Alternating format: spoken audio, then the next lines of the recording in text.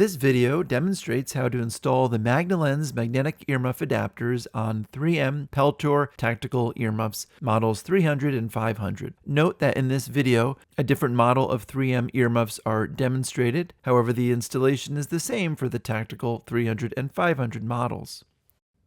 The first thing that you'll do is to identify the wire guides on the OEM earmuffs, which are the plastic pieces at the bottom of the headband coming from the wire.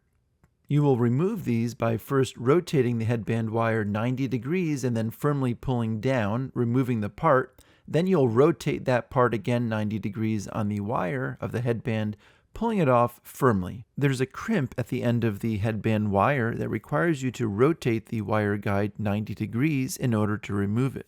You will then select the Magna Lens magnetic earmuff adapter with the magnets closer to the earmuff pad, and you can use your Magna Lens eyewear to confirm polarity and also that you've chosen the correct earmuff adapter for the correct side of the earmuffs before installation.